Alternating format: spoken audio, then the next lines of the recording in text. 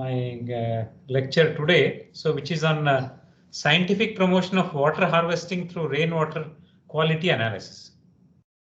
Okay, and so this was presented in a conference in IIT Kanpur a few years back. Okay, and so we'll just briefly go over whatever is there. Please next slide, please. Okay, we all know that how important is water for all living organisms, whether it is animals or plants or even human beings. And we know that, so the mankind has a preference for rainwater. So because rainwater, it is so basically it occurs everywhere. Okay, and secondly, rainwater is pure unless the atmosphere is polluted, such as acid rain or something like that. Okay, and then if rainwater is not available, then we the human beings would like to go for water from water bodies such as river water. Okay, if that is also not there, then we are compelled to go for groundwater. Again, groundwater is also available. It used to be available, but now with over exploitation, so it may not be available, or even if it is available, so it has some issues in terms of quality and in terms of quantity, and hence in terms of reliability also. Okay, and so ideally, so all these are expected to have the same water quality standards, which are specified by the World Health Organization, so globally, and also in our country, the Bureau of Indian Standards, BIS. So they have also published the water quality standards for drinking and cooking. Okay, for that is potable water. It is known as potable water. That means water which can be stored in a pot. So that is potable water. And so the BIS standards, the Bureau of Indian Standards, BIS, this water quality criteria are almost identical or almost same as the World Health Organization water quality criteria for potable water. And here we, the human beings, we need around say 10 liters of water for our drinking and cooking. Okay, for drinking we may need anywhere between say 3 to 5 liters depending upon the person. Okay, and some people may even if they drink less than 3 liters of water per day, so then they may face some health issues also eventually, such as constipation or whatever. And then for cooking also, on an average, we require around maybe so. So for drinking and cooking, we need around 10 liters of water. So this is referred to as LPCD, liters per capita per day. And it can be easily met. This requirement can be easily met by water harvesting at the individual house level. So this has been very well proved as well as documented by CSC, which is one of the well-known one, that is voluntary organizations.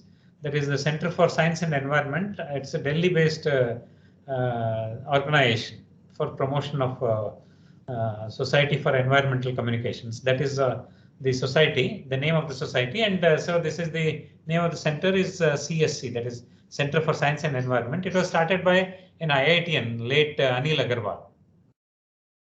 In spite of all that, many cities, towns, villages in many parts of the developing world as well as in India, so we face a severe problem of potable water scarcity, especially during summer months, and sometimes when there is a pollution, like say this water is contaminated in the water bodies as well as groundwater contamination.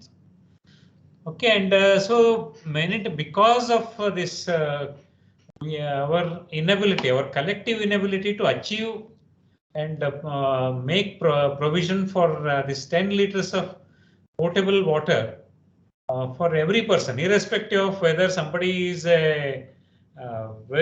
comes from very poor economic strata or somebody is on So it is basically the vulnerable section of the society. So they face all these problems. And so since water is the most important thing, so in that case, there will be because of the since water is so this is difficultly available. So therefore there will be school dropouts of children. So because they need to help their parents in getting water, potable water as well as other water. And then so there will be severe health issues among women and children, like say it is carrying water in that is heavy containers such as buckets or containers or so on. And then so because of this, so this also reduces that effective time to work and hence the reduction in the income due to less working hours and so on. Next slide, please.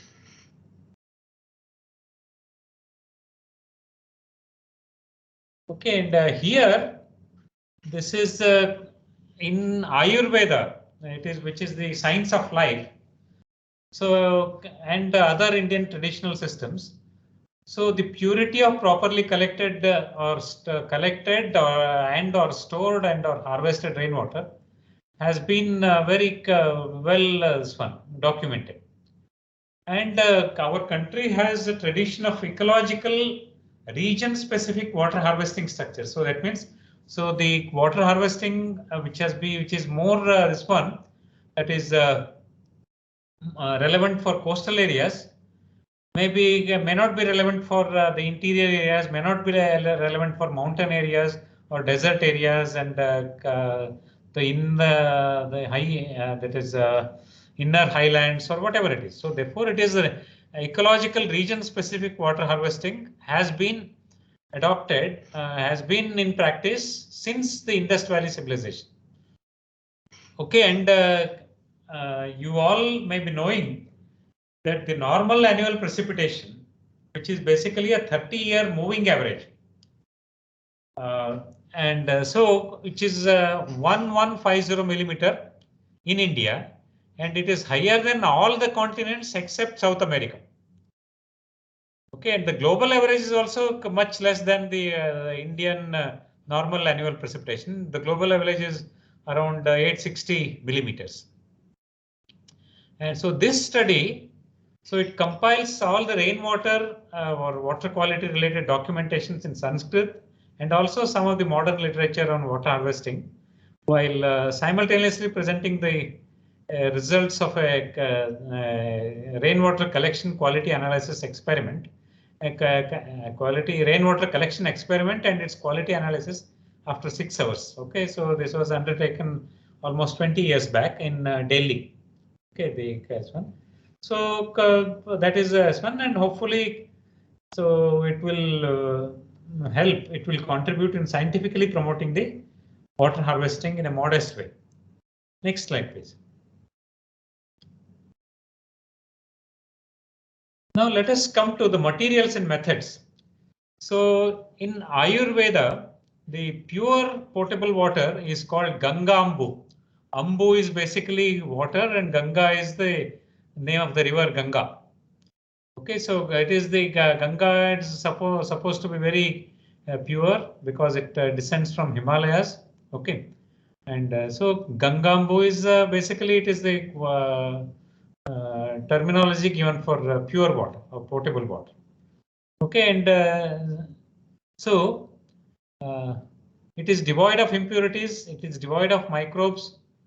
Okay, and obviously it is so this is not a rather than health hazard, not being a health hazard, it is basically it is a health stimulant. Okay, it will give a lot of healthy fun, that is impacts.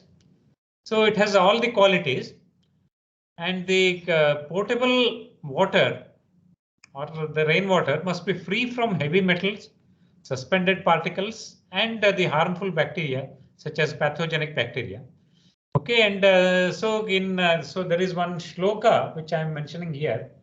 Jivanam tarpanam hridyam hladih buddhi prabodhanam tanva vyakta rasam mrishtam sheetam laghu amrutopamam. So here, so the qualities of potable water which generally rainwater, are mentioned here. So that is, it is healthy because it promotes life. It is refreshing. Okay, hridyam, and then it cools body. That is sheetam, that is there, and then hladi is, that means it gives us pleasure. Okay, and then buddhi prabodhanam, it means it is intellectually stimulating or increases alertness, and it satiates the taste buds. Okay, so this is rasam. Rasam is the rasa is basically that is this one, that is taste. Okay, so mrishtam. So mrishtanna, I'm sure all of us have heard this mrishtanna. So therefore, it is it has this quality of satiating our taste buds. Okay, and then sheetam laghu amritopam. So amrita is like nectar. Okay, so it gives life. Mrita is dead, whereas amrita is immortal. Okay, so that is it is amrita. Some upamam is comparable to amrita actually. So in the present scenario, the polluted skies, the dusty winds, the chemicals spewed from industries. Okay, so these have which eventually subsequently get dissolved in the rainwater, causes acid rains. So definitely it is not advisable to drink such rainwater. So it is but in addition to this, in Ayurveda, emphasis is also placed on analyzing the water for its purity and then only utilizing it or using it. Next slide, please. So therefore, like say we so far we heard about Gangambu, and then there is also a mention of the this one, that is the like say water which does not meet these qualities. So that is referred to as dushta jala. So dushta is cruel actually, cruel water. Okay, so cruel means in the sense it is a contaminated water which should not be used for any purpose. And we know that definitely not for drinking and cooking, which requires the highest water quality. Okay, so this is one, and so in Yajurveda there is a another say which says that apo hishtha mayo bhuvaha. So apo is water. So here, which means that pure water can positively transform this universe. Okay, so when the pure water is available in adequate quantity as well as quality, pure it means it is quality in adequate quantity. So then it can transform this universe or this world into a comfort zone. Okay, so that is the meaning of this apo hishtha mayo bhuvaha. In fact, our the National Institute of Hydrology located in Roorkee, Uttarakhand. So it is also the it is in the logo of this NIH in Roorkee. Okay. Similarly, there is another shloka taken from Atharva Veda which says yantu nadayo varshantu parjanya. So parjanya is rain. Okay, so here, so let nadayo, that means the rivers, it's a plural, varshantu parjanya, that means so that is the pure precipitated rainwater flow through the rivers. So that is the meaning. And supippala vo shadhayo bhavantu, that means because of this the flow of adequate amount of pure water, rainwater through the rivers, let there be oshadhaya bhavantu, that means that is abundant. Oshadha is basically, so that is vegetation. So in fact the word aushadha, which is the Indian word for medicine, is taken from oshadha, because so earlier all the medicines were plant derived. So oshadha is vegetation. Okay, so when there is quality rainwater flowing through the rivers, okay, so then it will promote the that is adequate amount of vegetation also. Okay, it has all the, it can vegetation can provide food security as well as health security. Next slide, please. And here I would like to just to bring it to one this one. So that is, so in the Indian tradition, so there is a this practice of offering arghyam. So that means we offer 3 morsels of pure water to the sun god.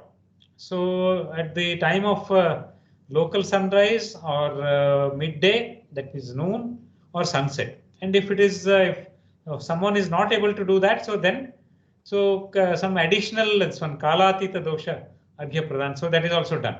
So basically, so here, so this pure water, we are not supposed to offer any that is impure or contaminated water as arghyam to the sun god or Surya Deva. And Surya, the sun god, is a visible god.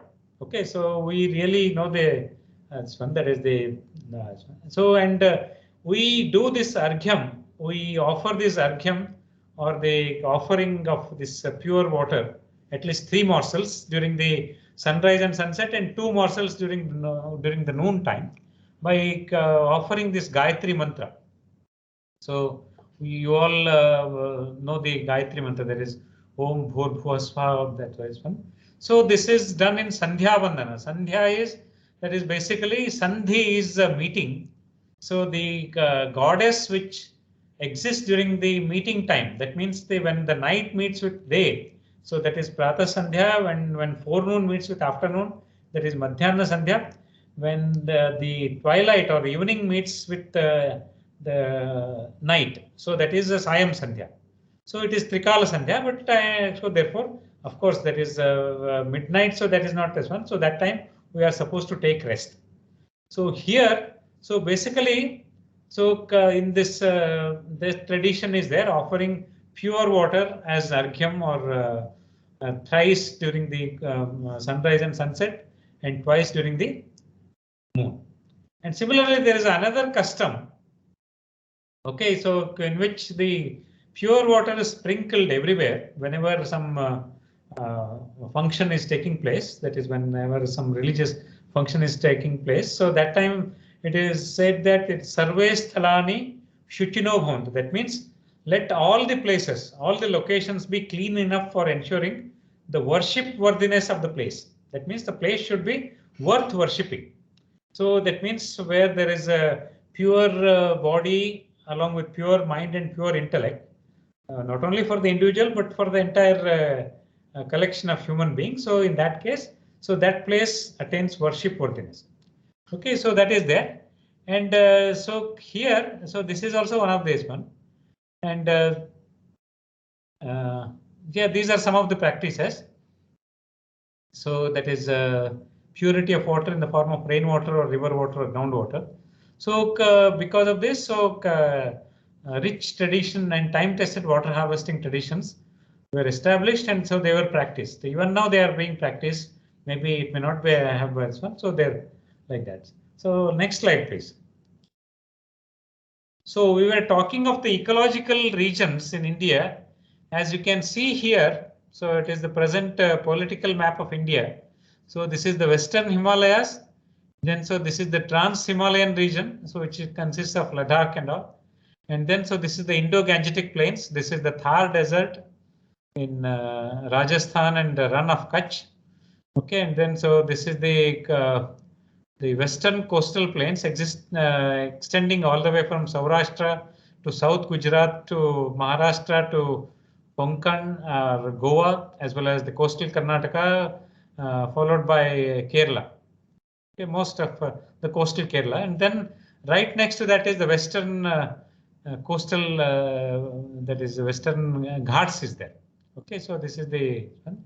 And these western Ghats, they meet with the eastern Ghats, which have a slightly, so they are referred to as one. So they have a slightly lower elevation.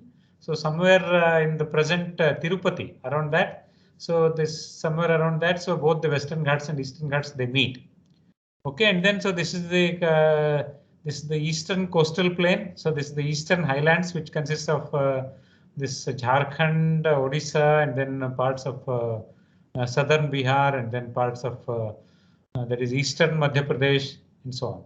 And then so there is also this. So this is the eastern Himalaya, which consists of Sikkim, and of course Bhutan is also there, which is definitely it's a separate country. Okay, and then Himalayan Kingdom. Okay, then this Arunachal Pradesh, And then so this is the Brahmaputra and the Barak Valley, so which extends in Assam. Okay, so and so this is the northeastern hill ranges. So Meghalaya, and then this is Tripura, then Mizoram, Manipur, Nagaland, and then so all this, and maybe lower Arunachal Pradesh. Okay, so these are the ecological regions of India, and at each of these regions, okay, so there are region-specific water harvesting techniques have been developed evolved over the centuries, and then so they are even now practiced, maybe if not universally, maybe sporadically. Next slide, please. And here, so this one there is but see the biggest culprit I would say is a centralized that is water supply, which started sometime in the 19th century. Okay, in the middle of 19th century. So therefore, the old water harvesting traditions became the first casualties. Okay, and so I was also mentioning about this one. So here, so the centralized municipal water supply systems ensured, while on one hand they ensured easy availability, just simply open the tap, you will get water. Okay, whereas on the other hand, so they also brought about a lot of disparity between the economically well-off population and those who cannot afford to have the taps or the piped water supply in their homes. So there are definitely poor people are there in our country as well as elsewhere. So there is one, and so because so the earlier there were the region specific or even many times it is a district or village specific. This water harvesting was as one.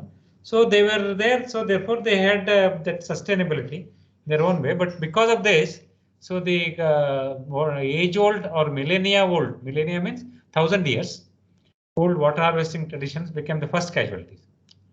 And so these so in addition to this, the responsibility got shifted. Initially, it was the responsibility of the family in general and the village in particular. So there used to be a village ponds and so on. Okay. Now that got shifted to the public health engineering or water supply department and so on.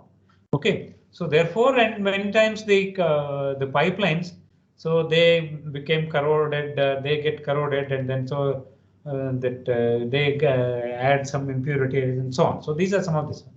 Okay. So and yeah, this one. So added to this is the undesirable and unregulated release of untreated or partially treated wastewater. So because see the responsibility was shifted from the individual families to the local bodies or even the government departments such as the public health engineering departments and all. So therefore people became more complacent, and then so they did not really practice that is conservation of water. So a lot of wastage of water was there, and then added to that is like say for example the wastewater. So we know that in the modern that is wastewater engineering. So what is done is the sewage. So basically the human waste or night soil is flushed using water, and then so thereby we are violating the first principle of environmental conservation, that is reduce. So just to provide mobility, we are adding water, and then so that it becomes either liquid or almost semi-liquid or even more than that, more dilute than semi-liquid. So therefore, actually what has happened is in many cases, many of the countries and this one, so they are economically not in a position to treat and release the treated wastewater into either rivers or other water bodies. So because of that, what happens is the untreated or partially treated wastewater got released into this one, and this is what is happening in most of the cities in our country as well as in many developing countries. So wherein the streams which pass through the river pass through the city, so they have a very so those streams or nalas, so they have become that is the carriers of wastewater, that is a domestic wastewater. Okay, so that is one. So whereas on the other hand, the villages and communities who judiciously store rainwater and have prevented water quality degradation in the nearby villages due to adopting some practices, which could be that is treating the water with their own low cost and fun techniques, and or maybe that is just segregating, so some kind of that is cost effective wastewater treatment. So this has ensured sustainable fresh water supply.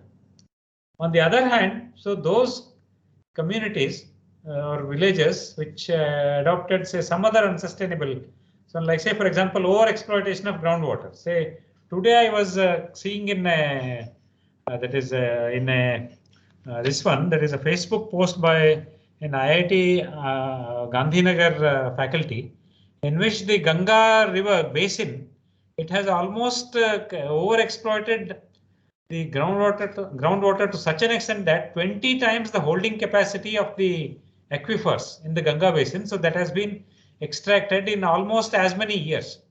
So this is a very alarming situation. That's why. So there are other problems such as arsenic contamination, fluoride contamination, and other health issues. Of course, as it is, when we extract water from a confined aquifer at a deeper depth, okay, then so it will not be sweet like the unconfined aquifer at the top, and so therefore there will be hardness associated with that, and then so there will be many health issues. There could be minor that is a hard water problem, or there could be arsenic contamination, fluoride contamination, which results in fluorosis, and then other that is disfiguring of the fingers, hands, so on. Next slide, please. Yeah, before I go to this one, I just one small thing is mentioned in the Sandhya Vandan, which is the traditional Swan. There is also a practice wherein the water is smelt actually. So just to give an idea that so the importance that is given to water quality in our Indian tradition.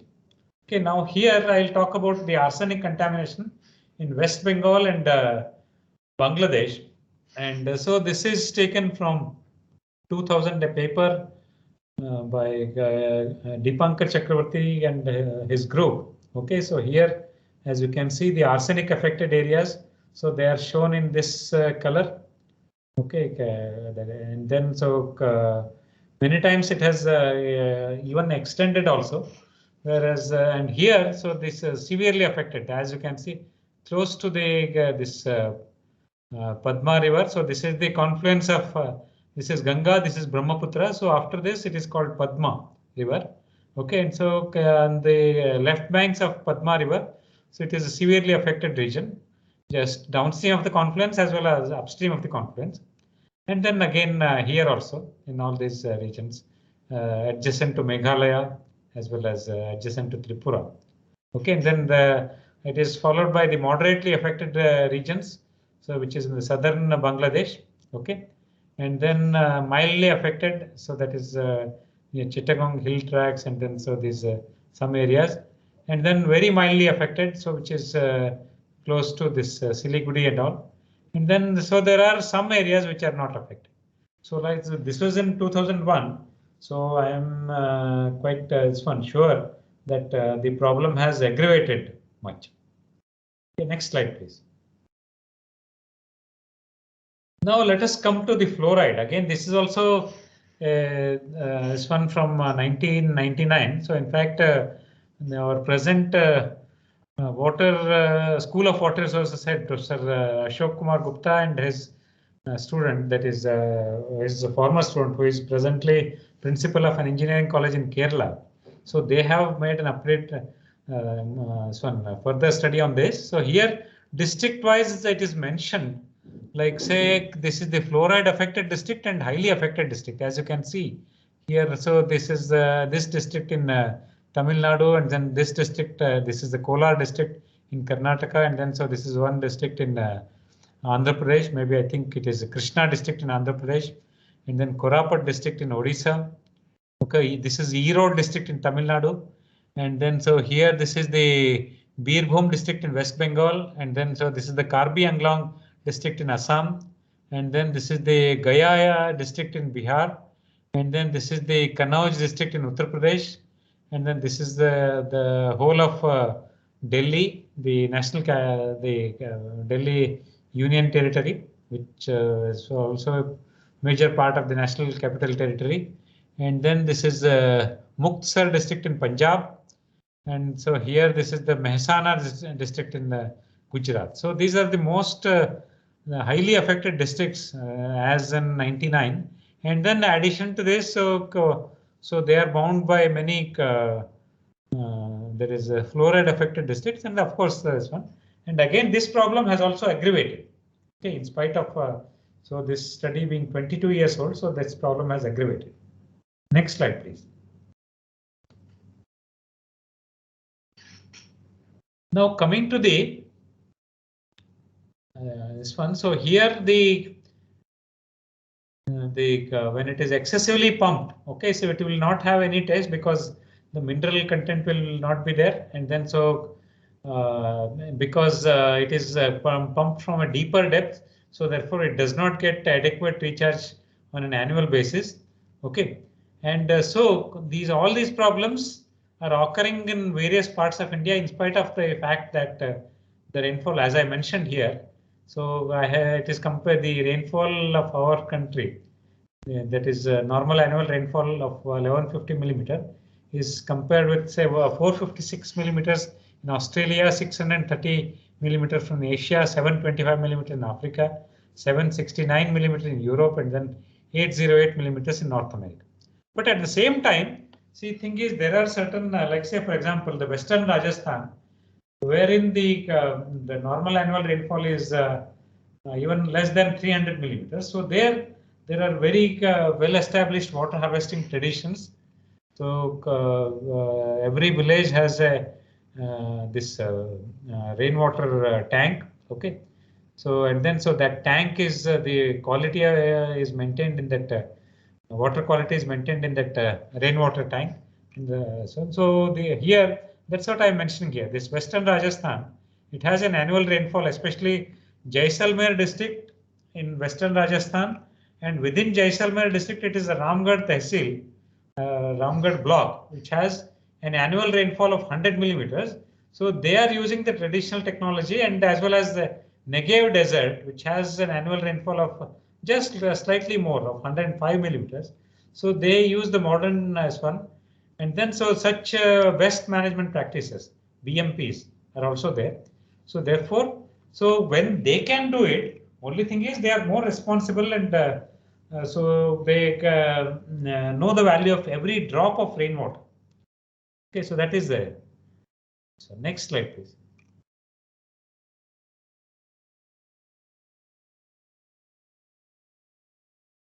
Okay. So here, that is just I am mentioning about one this one in which I was personally involved in collecting the rainwater from the rooftop. Okay, and during a monsoon rain in 2001, I believe it was in July or August. Okay, and then so after filtering through, that is a Turkish towel, and then so applying the alum for coagulation. So therefore, many of the most of the suspended particulate matter is gets settled in the bottom, and then so the top this one, the relatively clear portion of rainwater was taken collected in a 2-3 liters of 2-3 1-liter bottles, and then so I requested my friend and former colleague, who is currently a professor in IIT Delhi, to get it tested for me, and then so he did it, and of course it was a low priority job. Next slide, please.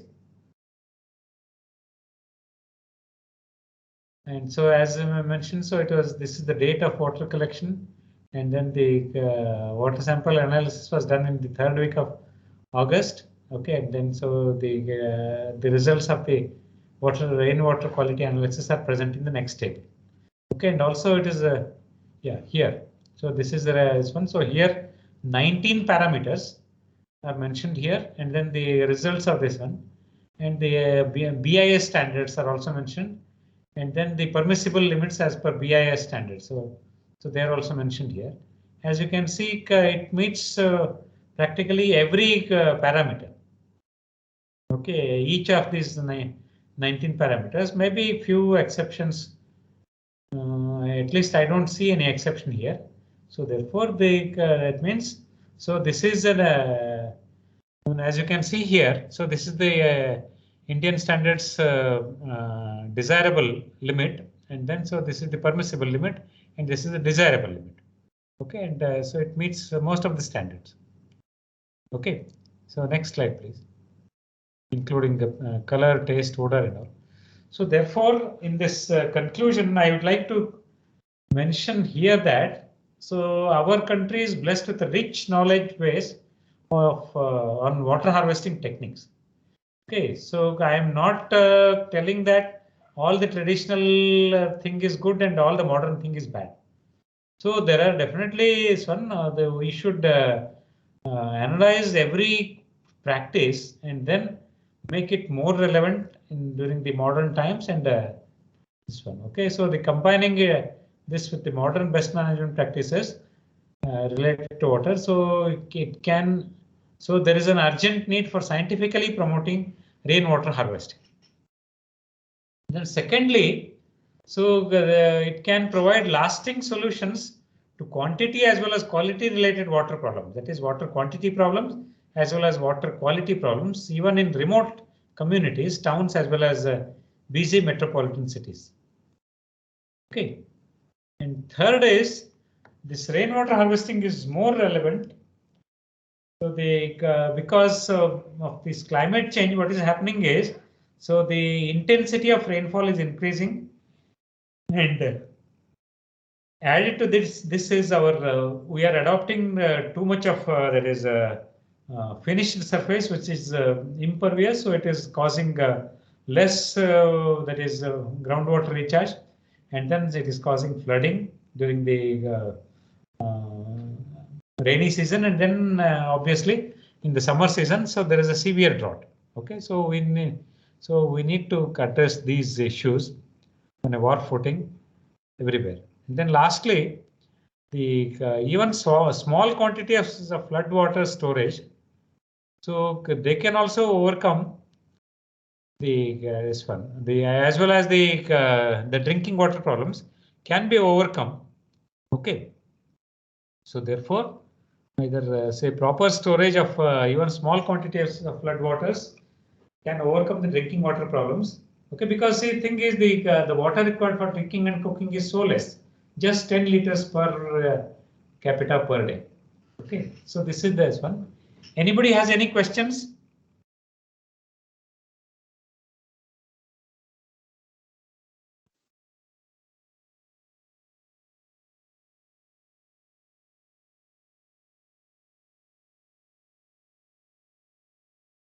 Okay, I have also shared with you the updated paper for this study, and then so you can go through that, and that's one. Of course, the presentation contains mostly the paper, the material in the paper. So only thing is maybe I think I somehow missed that mentioning that is smelling the rainwater. So these are the references. Okay, and okay, and if any of you have any questions, so then I can take them, or else we will take a maybe 2-3 minutes gap, and then we'll go to the next topic.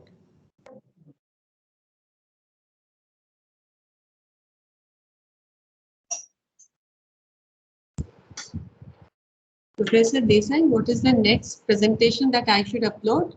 That is water and energy management in ancient India. Okay. I think Jeslu, are you present? Yeah, Yes, you present. yes, I'm here. Jeslu, can you please upload Yeah, it? sure. Oh.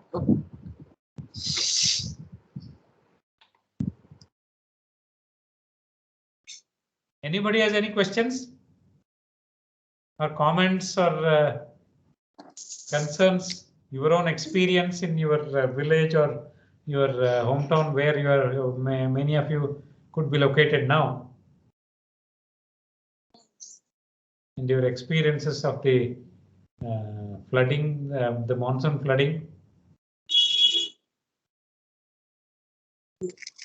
So like I have seen many techniques of water harvesting. Like we have many monuments here in Rajasthan. Yes. Like, Definitely. so I have seen a lot of such rainwater harvesting.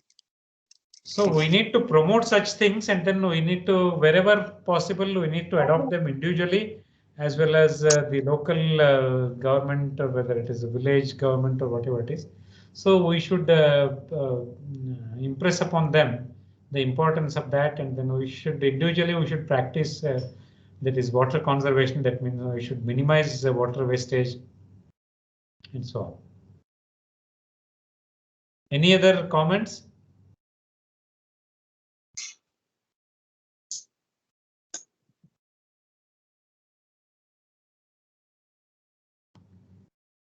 Okay, then can we go for the next presentation on water or energy management in ancient and medieval India? Okay. So this is also an invited lecture which I delivered in an international conference held in IIT Kharagpur a few years back. Okay, and so here we talk about water and energy management. Okay, next slide, please.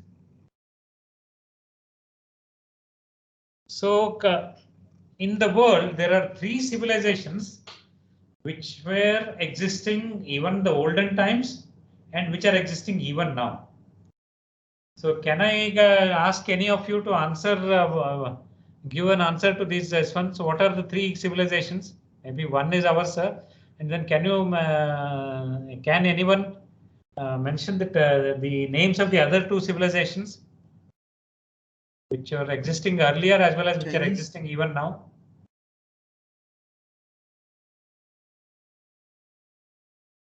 Sir, Chinese and Egyptian. Chinese and? Egyptian, sir. Not Egypt, it is the Jewish civilization. Okay, so these are. Mesopotamian? No, Mesopotamia, they are all subsequently. The Jewish civilization, so that has been the extending, of course, so they were all in the same vicinity, so therefore as well. But the Jewish civilization that is there, which is presently, is because even this Jewism moved from Egypt to the presently Israel. Okay, so therefore like that. So the Indian, the Jewish, and then Chinese civilization. And so our country has a large spatio-temporal variation in rainfall and temperature. And there are 35 hydrometeorological subdivisions. And the average rainfall varies from 300 millimeters in western Rajasthan, which I was mentioning in my previous presentation, and say 3,500 millimeters in coastal Karnataka. And this coastal Karnataka, so earlier it was only the 2 districts of North Kannada or Uttara Kannada and South Kannada or Dakshina Kannada.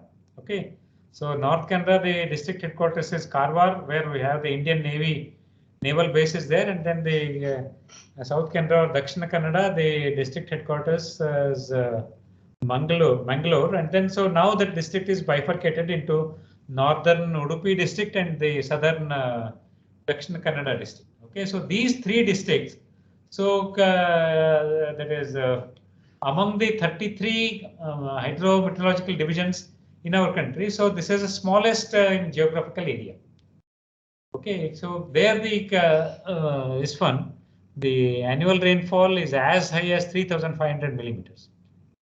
Okay, and ecologically, so we have 15 regions as shown, so which we also saw in this one. And temperature varies from minus 14 degrees Celsius during winter in Leh, Ladakh, to 42.8 degree in Nagpur in Vidarbha during summer in Maharashtra.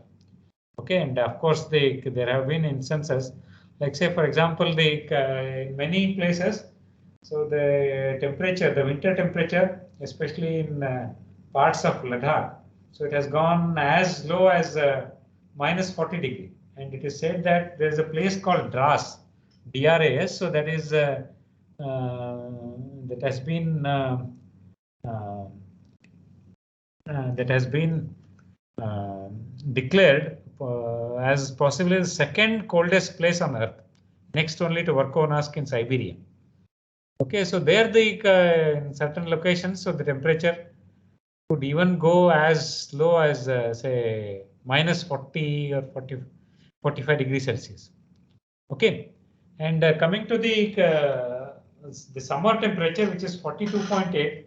So this 42.8 is basically the daily average, but the actual this one can even go above 50 degrees Celsius. Okay, and maybe about say some 17, 18 years back. So in Purulia in West Bengal, so for 4 to 5 days successively, the temperature exceeded 50 degrees Celsius. Okay, so that is the one. And the what is the human body temperature in degrees Celsius? So 35 to 37 degrees Celsius. 37 degrees is the human body temperature. Okay, so this is whenever the ambient temperature exceeds the human body temperature, then we feel that is the heat wave, which is also called dew. Okay, and so therefore there will be, it causes its own problems. So we may face dehydration and other problems. Okay, so the ecological regions, and then the temperature variation, and next is the traditional water and energy management practices are capable of providing security and ensuring sustainability. Okay, and so to attain this water security or energy security, we need to re-adopt many of these practices. Okay, so thereby we can contribute positively. Okay, in that is environmental conservation and so on, and resource conservation. So therefore, the re-adoption of the feasible practices, okay, it can ensure sustainable water and energy resource management. Okay. So next I was mentioning about, so this is annual average rainfall. So in the previous thing we were mentioning about 1150. So here it is 1130. Again, so as I said, it is a moving average, so it can vary this way or that way. Okay, next slide, please. So this is the ecological regions. We have already seen this one. Next slide, please. And here there are many. This one is it possible to zoom this one? So here I can say there is a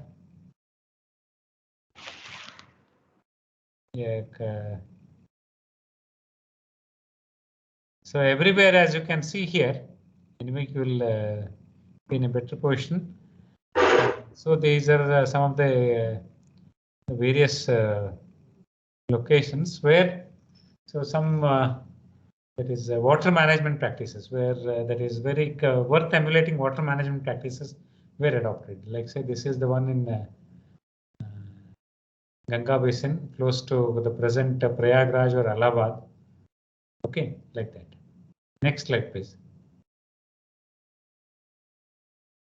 So now let us discuss about one water management technique, which is very common, and even now it is practiced in many villages in Bihar. So this is called Ahar and Pine. Ahar is essentially a water body. So as you can see, this is the Ahar. So this is the top view, and then Pine is essentially, so these are the canals. Okay, and then so through these canals, okay, the water is only the required amount of water is transported to the required locations, and thereby so water is managed. And as you know, irrigation requires the highest quantity. So in country like India, where the fraction of the it is arable or cultivable land is as high as 44 to 45%. Whereas in countries like China, it is maybe of the order of say 8 to 10%. Whereas our country has arable or portable area of say 40 to 45 to say 45 around 45%. Okay, so this Ahar and Pine irrigation system, so this could provide the this one, that is the adequate amount of water required for irrigation. Next slide, please.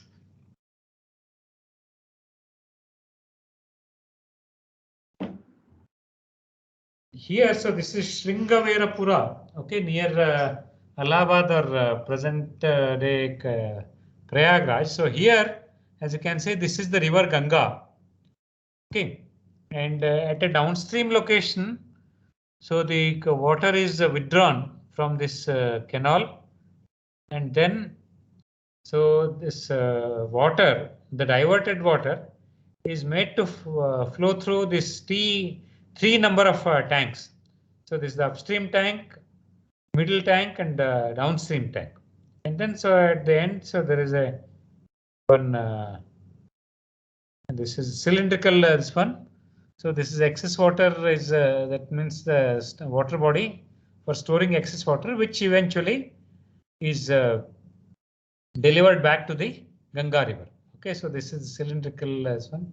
It's top view, and then so like this. So this is also one of the techniques wherein the river water was diverted, made use of for irrigation or agriculture, and then so it was the excess water was pumped back, or rather was again transported back to the river. Let's say some location. In this case, it happens to be that is upstream locations, and sometimes it could also be in the downstream location. Next slide, please. And here, let me talk about these rubble dams in Balochistan, Pakistan. So here, as you can see here, so this is a rubble dam. Okay, and it is constructed here because of the construction of the rubble dam. And then so here there is the okay, and then here so there are some, these are the drainage pipes and so on. Okay, so in this case, because of this rubble dam, the rainwater is made to rainwater is stored, and because the detention time of the rainwater increases, so there will be more groundwater recharge using the rainwater, and then so obviously it will prevent the water scarcity problem, especially in summer. Next slide, please.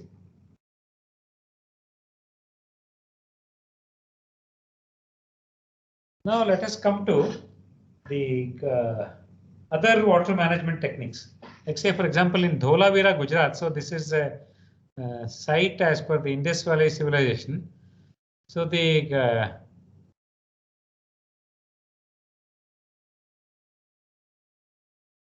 so with the large storm drainage channels having apertures for airflow were constructed in 3rd or 2nd millennium BC. Imagine, so 3rd or 2nd millennium BC. That means, say, if it is 3rd millennium BC, so it is almost say 5,000 years old. Okay, and during that time, so there were many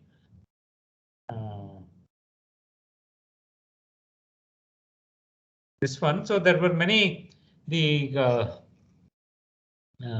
openings for that is apertures for airflow, and then because of that, so in the this one, so the stepped wells were additionally stepped wells were constructed called bowdies in stone masonry. So thereby what happens is this is the bank and bed stabilization, and in the Kutch region, shallow wells dug in low depression tanks known as virdas were constructed. Okay, so these are shallow wells, and in these they are constructed within these depression tanks. Okay, So thereby there is more that is rainwater storage, and then so more rainwater natural groundwater recharge, increased natural groundwater recharge. So next is the Bengal's irrigation system. Okay, so here this one, that is a overflow system. So in Bengal had a overflow system of irrigation prevailing in the 17th century. So here what was happening was, so the flood waters used to overtop the banks and then enter into the floodplains. So along with these flood waters, the fishes also used to, that is get into the floodplains, and then so they used to feed on the mosquito larvae. We know that for any insect there are 4 stages in life, that is egg, larva, pupa, and then insect. So because of these mosquito larvae being eaten by the fish, especially in the floodplains, wherein the along with floodwaters, the fishes also have been spilled over. Okay, so therefore the malaria was naturally contained. So that is one of the, on one hand, we will ensure that the more water gets recharged, and on the other hand, so the malaria is also contained, because so very small portion of this one malaria, that is the mosquito eggs, will reach the larva stage. Even smaller portion will reach the pupa stage, and then maybe hardly less than say 5%. It could be even less, something like 2 or 3%. So there could be that such a this one very meager quantity of mosquitoes or vectors. So therefore it will automatically, so it will improve the human health as well as other this one.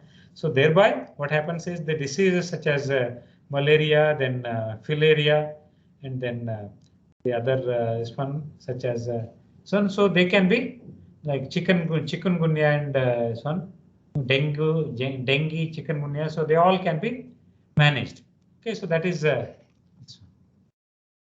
now let us come to the 11th century lake in Bhopal, which is the largest reservoir of that time, and it was fed by 365 streams and springs. Okay, so this Bhopal lies in the ridgeline of Ganga Basin, the boundary of Ganga Basin. So there are many lakes and reservoirs are there.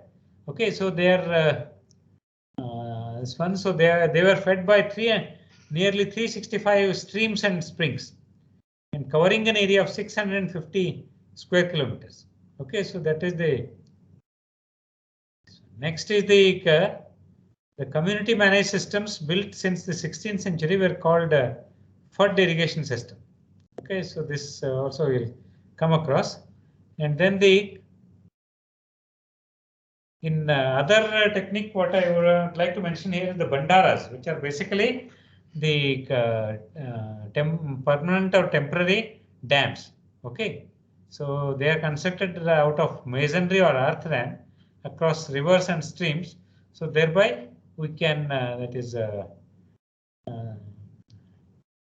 we can ensure that more rainwater is retained there, and then so there will be more groundwater recharge, and hence floods will be contained now, and then the droughts will be contained in the summer.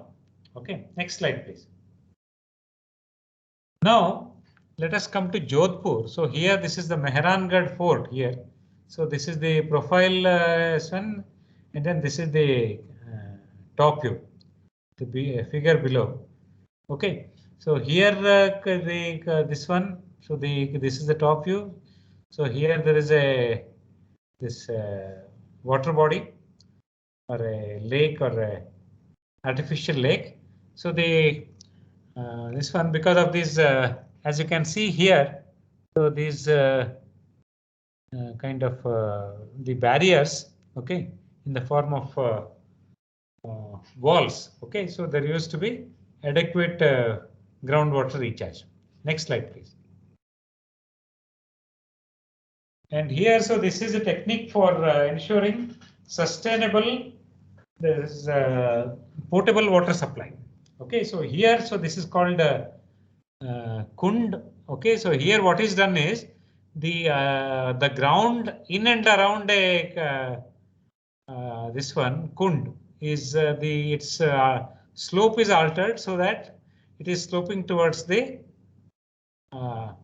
middle, where the middle portion where this tank, where this rainwater or other river water, so that is to be stored. Okay, and here, so there is a cap also, and this cap will reduce the that is the evaporation. Okay, and added to that is the so here these are the catchment, and as you can, this is the top view. Okay, so therefore eventually what happens is the rainwater gets collected in this tank or bucket. Okay, and then so this collected rainwater is used for potable purpose as well as other purpose. Next slide, please.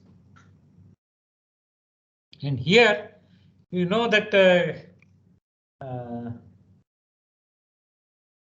this paddy requires the highest water. The paddy's crop period is 120 days, and here in the northeast, okay, so this Zabo or Rusa system, wherein the paddy cultivation is done using an that is indigenous technology in Nagaland. Okay, as you can see, this is the terrace farming, or so they are also called this is the terrace or the it is they could be level bench terrace, or they could be inward sloping bench terrace, or they could be outward sloping bench terrace.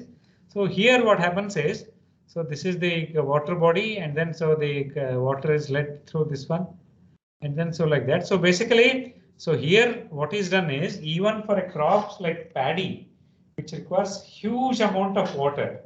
Okay, so and so that is grown even in hilly regions of Nagaland, wherein the topography is modified so that this terrace cultivation is adopted, and okay, so thereby, so the communities as well as state, so they are made aware of attaining this one, that is water sustainability through proper water management practices. Next slide, please.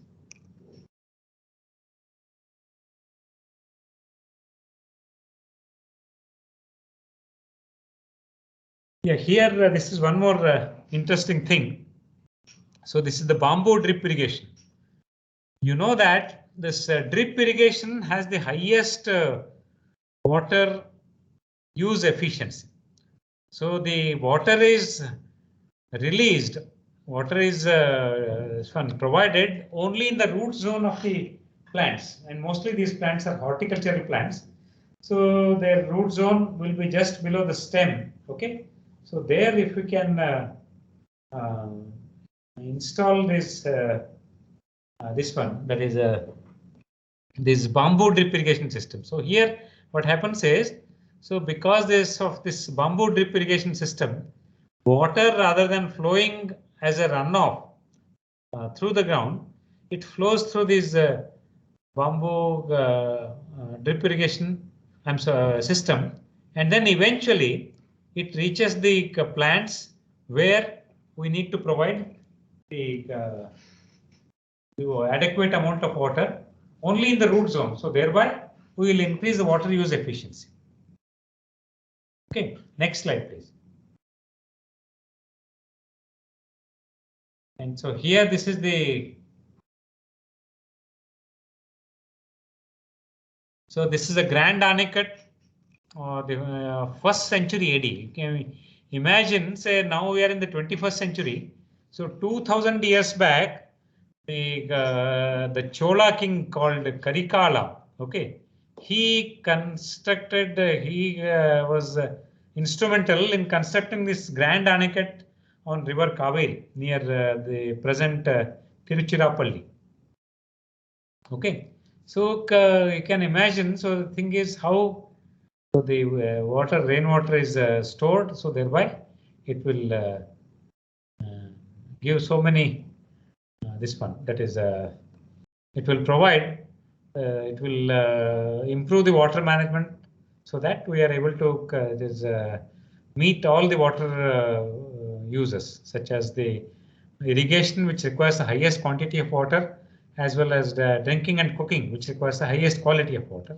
And in between there are many purposes involving you. Okay, so that is okay, so therefore that is that's one. So next slide, please. And again, so this is a temple tank. Again, in this case also, this is a tank, and then so the beds and banks are stabilized by means of these steps. Okay, this step construction, which is also called ghat section also. Okay, so these these stepped this one. So banks. So therefore, this is ghats. Okay, and then so here.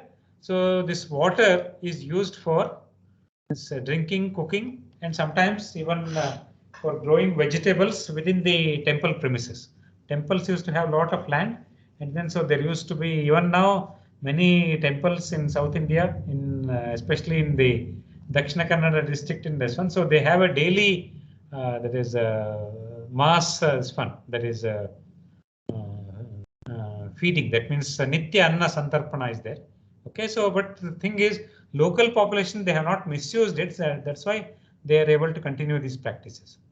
Okay, and then that, so this that is the, so such temple tanks play a very important role. So they will provide the water for drinking and cooking, as well as provide water for irrigation. Next slide, please. And here, so these are the sluice gates in this Chikkadevaraya Sagar. Okay, so this is also under the Mysore Maharaja's this one. Okay, this is a channel taking off from river Kaveri. Okay, so here the sluice gates were installed, properly designed after proper design and fabrication, and then so the this one. So that is so we can make use of, we can improve the water management in this case. Okay, and then we can provide so nearly, I think something like say that is 50 square kilometers, or say 5,000 hectares of land can be irrigated. Next slide, please.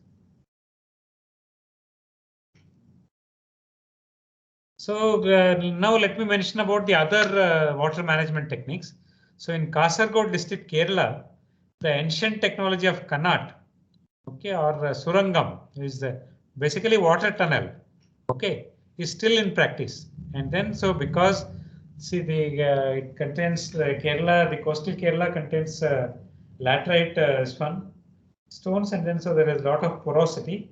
So therefore, if we make these surangams or water tunnels, so then they will hold water, and then so that they will provide water in the summer season for drinking and cooking, and also they will they will so they will provide water in drinking and cooking, and also they will also provide water for irrigation. So Chikkadevaraya Sagar we discussed already. So here there is a 115-kilometer long canal irrigating so more than 55 square kilometers of area. Can you imagine? So this was almost maybe more than 100 years. And in Goa, this low-lying Khajana lands were used to grow paddy during the monsoon season, when water has the least salinity, because in monsoon season, so there is a lot of rainfall, and because of that, so the salinity is less. So therefore, in the low-lying Khajana lands were used for growing paddy in Goa. And in coastal Maharashtra, so many artificial ponds, reservoirs were built since 17th century. Okay, so that is also this one. And in low-lying districts of Kathiawar Peninsula and Gujarat, that is Saurashtra. Okay, so having saline groundwater, so every village has a pond or a reservoir to provide fresh water during monsoon. So basically here there will be whenever in the coastal areas, so the there will be an interface between the this one, that is the fresh water and salt water. So as long as we do not disturb this interface, so then we can ensure the supply, the availability of fresh water. If the this interface is disturbed, so then there will be salt water intrusion in into the fresh water, and then it will be difficult even to find the minimum water required for drinking and cooking. Okay, and coming to the this one, in hot summers, the village depends on wells dug on beds of these ponds, reservoirs, while in when these reservoirs are empty or this one. Okay, so therefore this is the okay, that is in Saurashtra Peninsula. Okay, and so most of these practices were economically feasible and also sustainable due to community participation, and hence the as well as the encouragement and it is incentives provided by the rulers, the kings and all, and that was this one. So in the during the British Raj, so this the incentives or the encouragement provided by the Rajas and Maharajas, so that was taken out. So therefore that was a major this one, because the Britishers were, so they were more focused about their own welfare rather than the welfare of their colony, that is India. So therefore so they adopted divide and rule and so like that. So therefore, so once the that is the encouragement or the this one incentives provided by Rajas and Maharajas, so that was taken out during the British Raj time. So then all this became casualties. Next slide, please. And so here now let us come to this energy management. Here I have mentioned I have taken only one case, but I will also mention the other this one. Like say for example, so the case which I am mentioning is the Hawa Mahal or the Palace of Winds. Okay, so which was constructed in 1799 in Jaipur, Rajasthan by Maharaja Savai Pratap Singh. Okay, and so here it is a 5-story building designed consisting of 953 small windows called jharokhas. Okay, with a delicate lattice work. So these windows provide the breeze. Okay, so because the air is made to flow through a very narrow passage, so therefore it flows through high velocity because of the Venturi effect. Okay, and then so it will this one it will also result in the that is a cooling of the passage through which the air flows. Okay, and next is, so this is an example of energy management. So therefore this is a passive air conditioning. Okay, like say the other examples of energy management are that is the like the locating the Garbhagraha, that means the sanctum sanctorum in many ancient Hindu temples at a certain depth below the ground. So we know that at an optimum depth below the ground, so the temperature variation is the minimum. So using this fact, so that's why many of these sanctum sanctorum in Hindu and Buddhist temples, so they were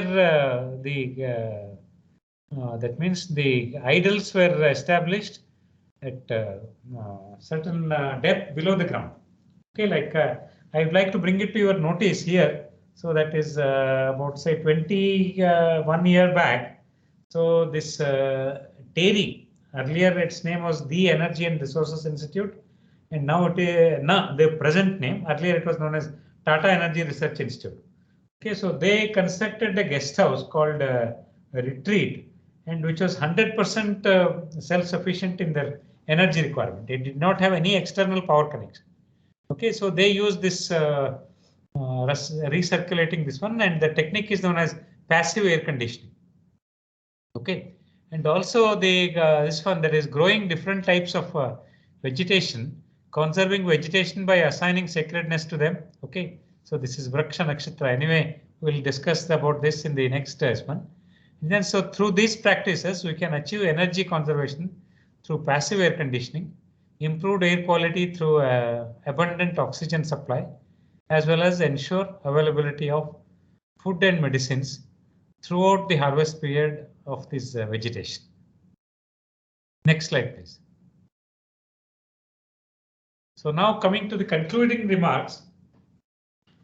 So we had, in addition to the water management practices, the sustainable this one ancient water management practices. So we also had many energy management practices in the ancient and medieval India. Okay, most of these practices continued till the 17th or 18th century when the Britishers took over. Okay, and so here the many times, so the explanation may be inadequate, but still, so the general apathy, so that means sporadically, so such practices were adopted.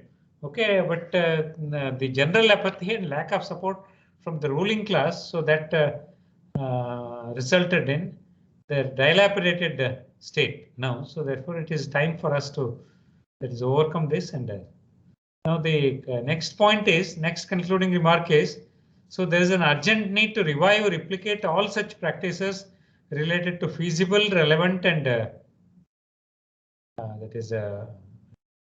feasible and relevant in the modern times, with full involvement of the policymakers and general public. Okay, so therefore, whatever is good practice among the ancient this one, so they need to be replicated with some updation and all. Okay, so in this one we should learn a lot from Israel, because in Israel, so they have actually they revived the Hebrew language, and then so in Israel many professionals, they simply, that is what they do is they try to replicate the experiments done by the olden Jews in the olden days through this Hebrew literature, Hebrew books, this one, and then so their satisfaction level is very high. And I'm sure that if we do this using our old that is Sanskrit texts, okay, in related to the various one, so we also will derive the same lesson. So essentially, for sustainable energy, water and energy management, so we need to move from problem through pacification to plethora, or samasya, samadhan, samriddhi. Like that. Problem is samasya, pacification is samadhan, and plethora is samriddhi. Like that. Okay, next slide, please. Regarding the so these are some of the references. If anybody has any questions, then we can take that.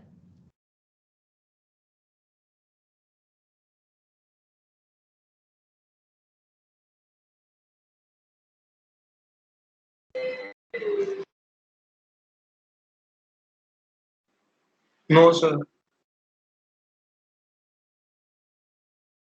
Okay, now then now we'll go to the third and the last presentation. Of course, I don't have a paper, only the presentation is there. So Professor Anki Banerjee, please share the third presentation on Vraksha Nakshatra. Yes, sir, I'm sharing. One sec.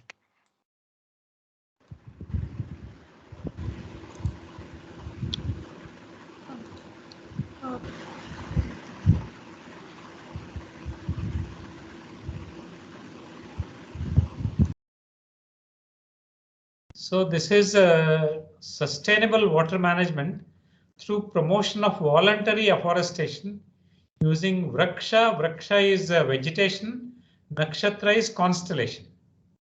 Okay, so this is either a single star or a group of stars, neighboring stars.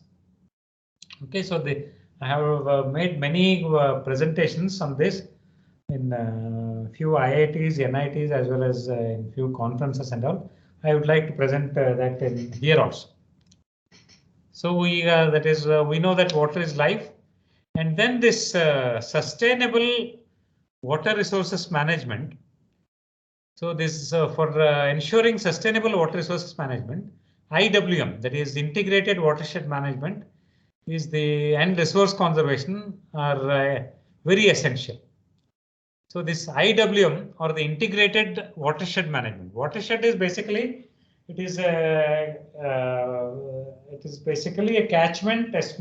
If it is small, then we call it a catchment. If it is big, we call it a basin. So it's an American term. So watershed is basically it is all the basins, the large basins as well as small catchments included together. So therefore, this is integrated watershed management. So we emphasize on conserving three major natural resources. The first one is soil. The second one is water. Then the third one is vegetation. And I'm sure all of you have heard this Shanti mantra actually. OK, so that is Om Shanti, Shanti, Shanti. OK, so where the word Shanti means peace, which means equilibrium or conservation. So here, so the soil conservation. So this is identical with the Prithvi Shanti. That means let this earth be at peace, at equilibrium. Then water conservation means Apa Shanti. That means let the water be at peace. That means so the water, let it be at peace with the surroundings, so that let it have the adequate quality and quantity. OK, and then so therefore, so it can be used for all purposes, and we can also ensure the water conservation of quality and quantity. And then third is vegetation conservation. So this is Oshadhaya Shanti. So in the first lecture I mentioned Oshadha means vegetation. So therefore here this is peace among vegetation. That means so let there be adequate number of vegetation or plants of various sizes, and then so they can provide water security by virtue of they being this one. So you may ask a question. So I am many of us could be non-vegetarians, but still the animals on which we feed, so they do depend on the agricultural produce or the forest produce. OK, so therefore, so we do indirectly depend on vegetation or Oshadha for our food security. And then so in many of these vegetations, so they also are capable of providing us that is medicines, which are they have many. So it could be a leaf, or it could be bark, or it could be seed, or it could be any other part of this one. OK, so they have medicinal properties. So once they are consumed for the right disease, OK, so then obviously it will also this is one. So it will result in the health security. OK, so therefore there is no second opinion about the role of vegetation or forests in ensuring IW, that is integrated watershed management.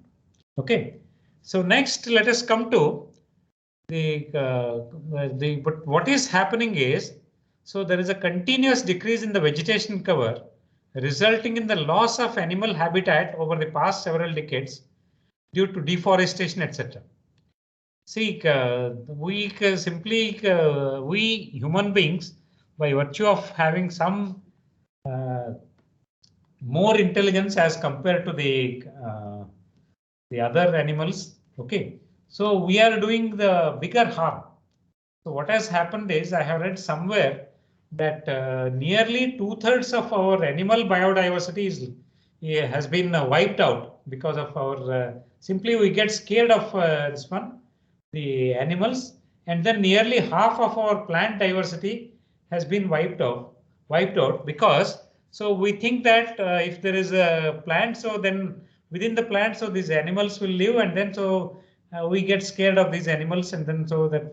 But generally, the animals do not attack any one unless it is a necessity for them, either for food or for self-defense and so on.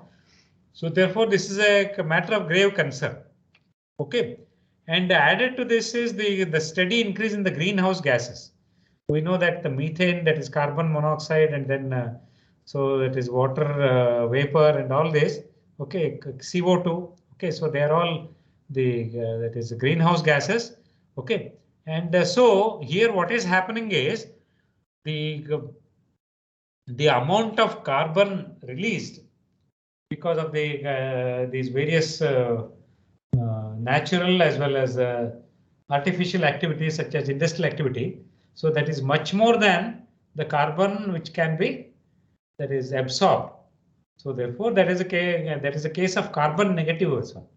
So there is only one country in the world which is carbon positive, which is carbon negative in the sense. So it has more vegetation than the amount of this one, that is amount of carbon that is released there. Okay, so there is a large forest cover. So therefore, that is this one, that is the Bhutan. It is negative. Carbon negative means the amount of carbon absorbed is much more than the amount of carbon released there. So whereas all other one, so there is all other countries, so there is more one carbon released, and hence so therefore there is actually it results in the increase in greenhouse gases, and then other adverse effects, adverse environmental impact and so on. So now this study utilizes the Indian knowledge on precipitation constellation. Precipitation is Varsha in Sanskrit, and constellation is nakshatra. Okay, nakshatra, it can be either a single star or in this case, so there are up to say 9 adjacent stars. Okay, so they form one nakshatra or one constellation. Okay, and so that knowledge which is there, which has been mentioned in Narad Puran, one of the 18 Puranas, so that is being used for aiming at sustainable water resources management. So through sustainable, that is vegetation management.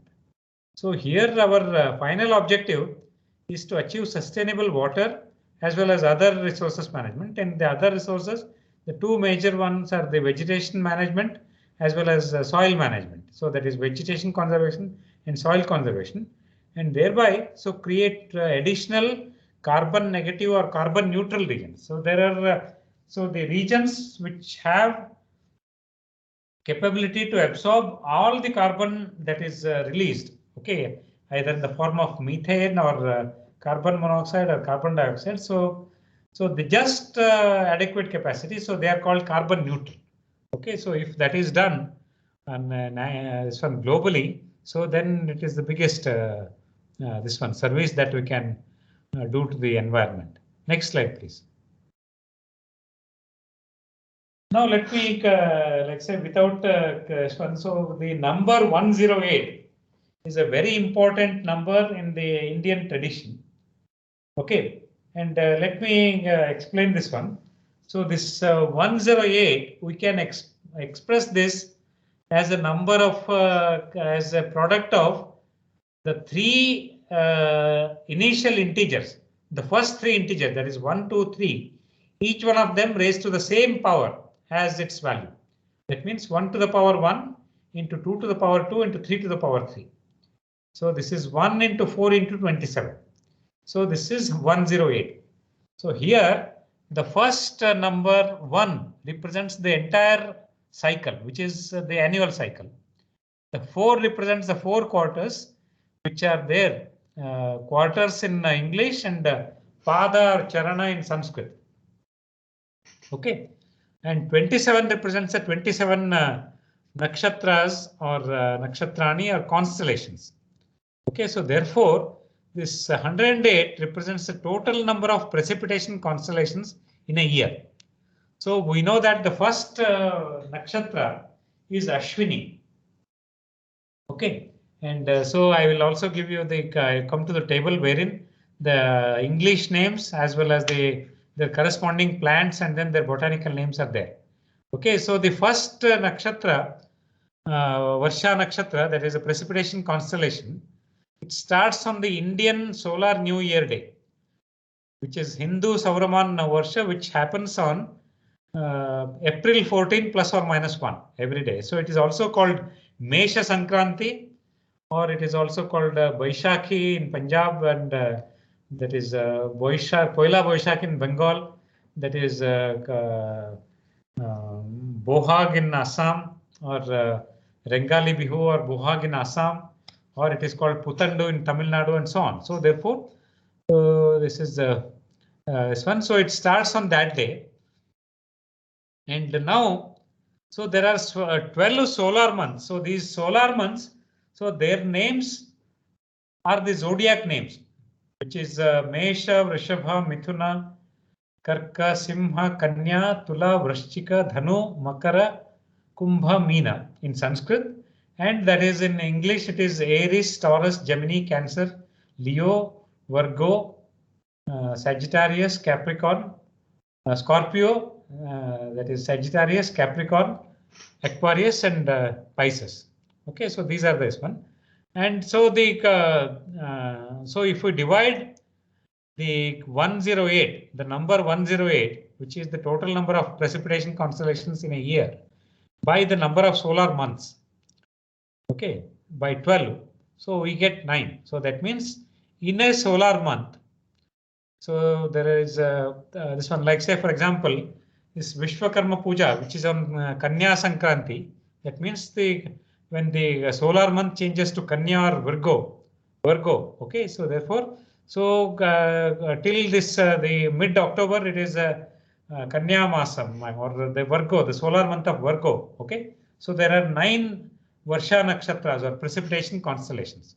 Okay, so if we divide this 365.25, which is the number of days in a year, divide by 108, so we get we get it as 3.38, which is slightly less than 3.5.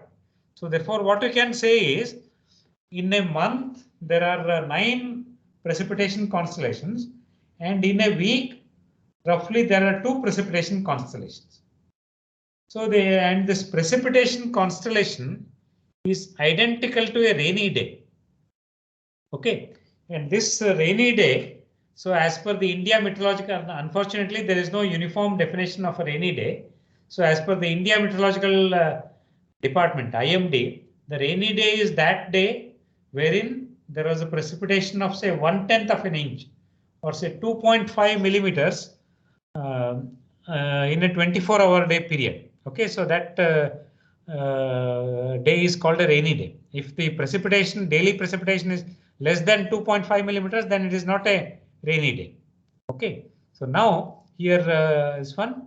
So this precipitation, we can take it to be more or less identical or analogous to a rainy day. So wherein there is some form of precipitation, which can be fog, mist, or whatever it is, but can be snowfall or hailstorm.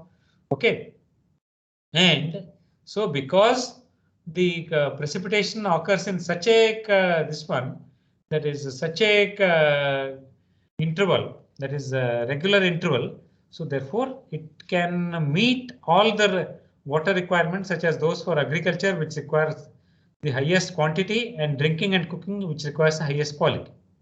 Okay, so this is the regarding as one. So now imagine, to ensure that, so this there is some form of precipitation almost twice a week and 9 times a month. Okay, more or less that is a uniform, or that is a steady interval. So to ensure this, imagine the amount of vegetation that we all need to collectively plant, and then the planted vegetation we all need to collectively preserve. So this is a huge task, and incidentally, so this was happening. This vegetation conservation was happening normally till the middle of this 20th century. Okay, aided by religious beliefs and less human damage to the nature. Okay, and this Narad Puran mentions about the one plant linked to each of the 27. This one, there is a nakshatras or constellation. Okay, next slide, please. So here, so this is vegetation or vraksha in Sanskrit, constellation, which is nakshatra in Sanskrit, then zodiac, which is Rashi in Sanskrit, and birth chart, which is Janmapatri in Sanskrit. So here, as we go from as you go towards the center of this mandala or circle, so you move from vegetation to through constellation to zodiac through birth chart. Okay, so if we on the other words say, like say for example, in the birth chart there are these 12 this one places. First is the Aries or Mesha.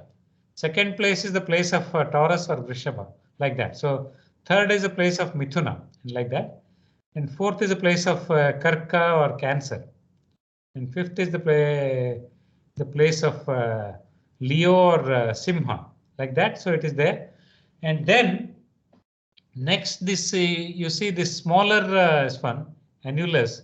So here each precipitation, each constellation, so is divided into 4 quarters or 4 charanas or padas. Like say this Mesha, it consists of all the 4 quarters of Ashwini, the first nakshatra, and then all the 4 of Bharani in the first quarter of Kritika. So 4 plus 4 plus 1. So that is Mesha Rashi, or that is the Aries, the solar month of Aries. Okay, and then so this is the similarly Vrishabha is this one. The remaining 3 that is the constellations, remaining 3 quarters of Kritika nakshatra, and then 4 of Rohini, and then first 2 of Mrigashira. So that forms the Vrishabha, like that, or Taurus. So this is Aries, this is Taurus. Okay, so like that. So this is Janmapatri, and then this is zodiac, and then this is nakshatra. Okay, each nakshatra consists of 4 quarters, and then so this is each zodiac, which is solar month, consists of 9 this one, that is precipitation constellations. And then for each of these 27 nakshatras, so there is a corresponding plant which whose Hindi name as well as the common English name as well as their botanical name. So they're mentioned here. Okay, so this is the this one. There is a vraksha or vegetation, nakshatra or constellation, then Rashi or zodiac, and birth Janmapatri or birth chart. So that is the ensemble. That is this chart. So next slide, please. So here, so this is an ensemble or a pictorial, wherein the same thing is referred with respect to this one. We know that we are in the solar system, so sun is at the center. Okay, and the earth makes a revolution around the sun through this orbit, which is more or less a circle. Actually, it is an ellipse. It's a mild ellipse whose eccentricity is very low, which is 1/60. So we can, for almost for all practical purpose, we can take it to be a circle. Okay, and we know that. So this March 21st is the that is a spring equinox in the northern hemisphere, and September 23rd, which happened just about say 2 weeks back. Okay, so which is the autumn equinox in the northern hemisphere, and in the southern hemisphere it is the opposite. So on these 2 days, March 21st and September 23rd, so every point on Earth, right, starting from North Pole to South Pole, will have exactly 12 hours of day and 12 hours of night. Okay, and here, so this is March 21st, and as I said, the first that is the precipitation constellation, it starts on the April 14, say plus or minus 1. So therefore, between March 21st and 14th April, so here there is 10 days of March plus 14 days of April. So 10 plus 14, that is 24 days. So which is 24 divided by, say, this is 3.5. So this is roughly, that is maybe 7. So therefore here at this one, so the sun is reaches sun.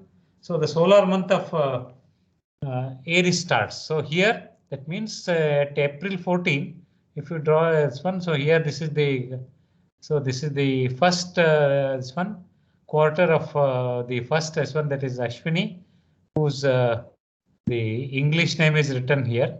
So this is I'm sorry, if you can you zoom it further? You can here. So this is beta and gamma Eritris. Okay, so therefore this is the S1. So here anyway, all the in the earlier S1, all the observations are Earth-based observations. Okay, so they're terrestrial observations. So here this one, so this Ashwini and this is beta and gamma Eritris, and then so this is 36, 38, and 31 Eritris, and then this is Pleiades is Kritika. So like that. So here the first, all 4 nakshatras of this one, and all 4 quarters of Ashwini, and all 4 of Bharani, and the first quarter of Kritika or Pleiades. Okay, so that forms the solar month of Aries, or the zodiac of Mesha, the Rashi of Mesham. Okay, so like that.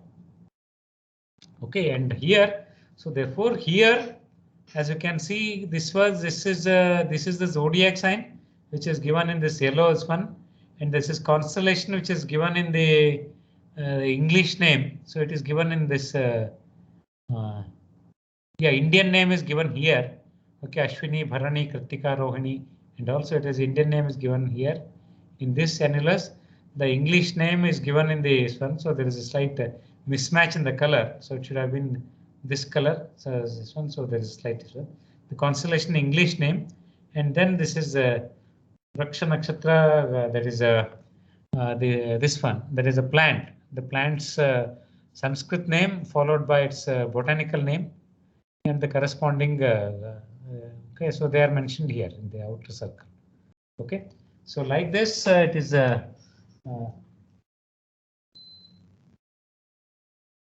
So this is the plant, constellation, zodiac, and sun, earth pictorial. So this is the sun, this is the earth, and we also know that. So this full moon day. So today is it's a new moon day. That is Mahalaya Amavasya. Okay, so therefore here what happens is during an Amavasya. So we are currently in this, actually this is so we are the earth is somewhere here. Okay, and then so it is that is September is one. So we are somewhere here, and then so this is this one, and then so the moon is in between earth and sun. So moon is somewhere here. So on the Amavasya day, that is the nakshatra as per moon, Chandra Nakshatra, which is called Chandra Nakshatra, or the lunar constellation, or the solar constellation, both will be the same. And during the full moon day or Purnima, so the earth will be between sun and moon. Okay, so in that case, so on that this one, so the like say it is say 15 days from today, so there will be Ashwina Purnima. So on that day the nakshatra will be Ashwini. Okay, the solar I'm sorry, the moon's nakshatra will be Ashwini. Okay, so that is here. So okay, so like that. So therefore so that is so like that. So this is the plant constellation zodiac sun earth pictorial. And here, so this is so this represents Mesha Sankranti, wherein the earth is here, sun is obviously here at the center. Okay, and then so this is Karka Sankranti or Dakshinayan. Okay, and then this is Tula Sankranti, which is mid-October. So when the Tula or the Libra, the solar month of Libra will start, and then this is Makar Sankranti or Pongal, which is in the mid-January. Okay, so this is the this one, that is the Okay, so that is so every month. So the Sankranti means it is a change. That means one solar month changes to next solar month. So that is next slide, please.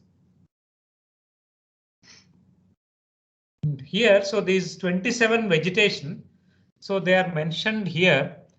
Like so, this is V1 is a vegetation corresponding to the first, that is Ashwini Nakshatra, V2 corresponding to second, V3 corresponding to third, V4 corresponding to fourth, V5, V6, V7, V8, V9, V10, V11, V12, V13, V14, V15, V16, 17, 18, 19, 20, 21, 22, 20, 22, 23, 24, 25, 26, and 27. Okay, next slide, please. Then here I have shown the plants, like say for example, here please can you please zoom it slightly? Yeah, here, yeah, in this one, yeah, as you can see, so this is plant is P, is abbreviated as P, and its Sanskrit name, that is Vraksha, is abbreviated as V, and its constellation Sanskrit name, so they are mentioned in this column. So the constellation's name in English, so they are mentioned in this column. So like Ashwini is, as you can see here, like say this Mula Nakshatram. So it has 9 stars. As you can say, it comes in the Dhanu actually. It starts with Dhanu actually. So it is Scorpionis. That means Vrishchika is Scorpio gets over. So here it is epsilon, zeta, eta, theta, iota, kappa, lambda, mu, and nu Scorpionis. Okay, so these are 9 stars in the vicinity. Okay, so they form this Mula Nakshatram. Okay, and then so the plant for that is Sarja or Sal, this one, the Sal, this one, whose botanical name is Shoria robusta. Like say, and just please this one move up slightly. Yeah, here this is Purva Bhadrapada and Uttara Bhadrapada. So this is basically Purva Bhadrapada is Alpha and Beta Pegasi, and then this is Delta Pegasi and Alpha Andromeda. Okay, so here the corresponding plants are that is Am and Neem. Okay, so this is Amra in Sanskrit and Nimba in Sanskrit. Okay, and its botanical name is Mangifera indica, and then Araz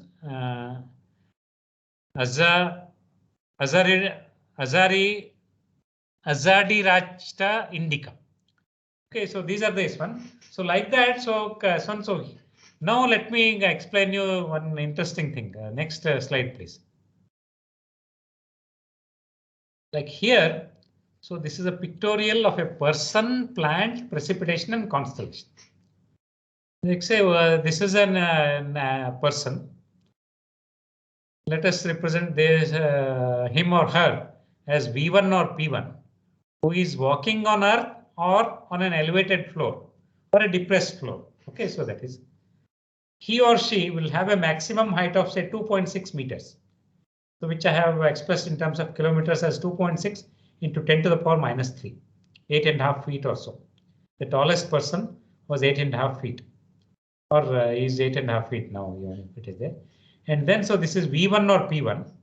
Next is the vegetation or vraksha in Sanskrit and plant in English. Okay, so it has a maximum height of say 120 meters or say 0.12 kilometers.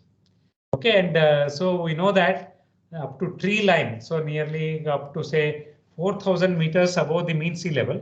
So there the tree line vanishes, and then so after that, so there will be only small vegetation like grass and so on. Okay, so this is the vraksha or V2 or P2, that is plant. And the third is varsha or precipitation. So this is V3 or P3. Varsha is the precipitation. Okay, varsha, so it is actually it happens because of the condensed clouds. Okay, so the water it gets condensed from vapor form to either liquid form, or it gets over condensed into hailstorms. So or snow. So then it gets precipitation. So this is V3 or P3, and its height is nearly, so this is 11 to 15 square kilometers. And as you know, when we are moving through a plane, So then if the plane passes through a turbulence, so then we are that is instructed to tie our seat belts. Okay, so that is the height. And then nakshatra or constellation. So this is far off. The closest. So what is the closest constellation or nakshatra to Earth? Can anybody answer?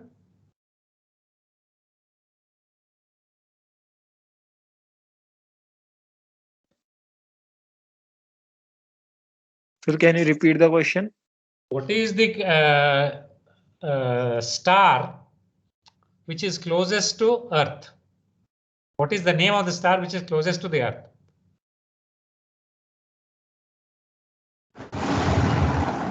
So it's Alpha Centauri. Yeah, it is Alpha Centaurus, which is 4.3 light years from the Earth.